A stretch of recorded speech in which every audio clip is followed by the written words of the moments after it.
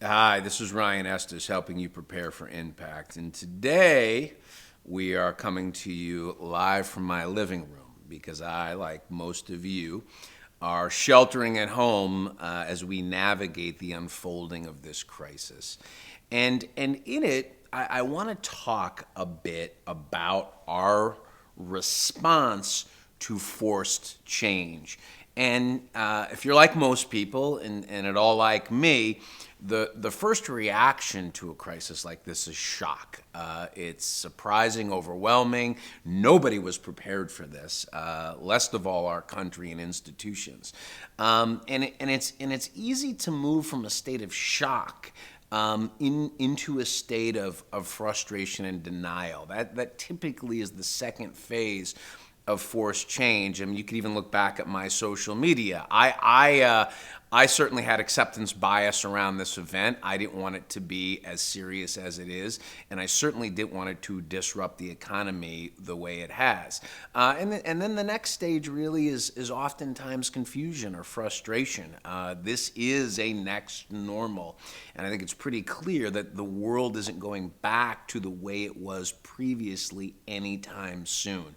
And hopefully where most of us are moving now is into a state of acceptance of that notion. And in accepting that notion and understanding it, what I'm hopeful I can give you today is an idea that moves you beyond acceptance into hopefulness. It's important to maintain hope. And I fully recognize some of the challenges that we are navigating. But specifically in our business, one of the things that's helped us maintain a sense of hopefulness and optimism about the future is something I simply call the whiteboard strategy. And the whiteboard strategy essentially is an exercise of asking yourself this important question. If we were starting over from scratch today, knowing what we know now and modeling in the future, what would we do differently?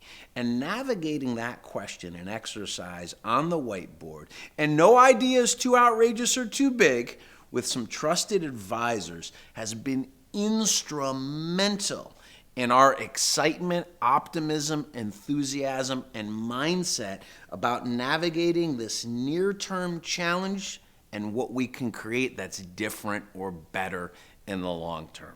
So this week, I want you to get creative. Open your mind up to the possibility and consider reinvention on the whiteboard. Ask yourself, if you were starting from scratch, what would you do differently? And I hope it gives you a dose of inspiration and hopefulness. This is Ryan Estes from my living room, helping you prepare for impact.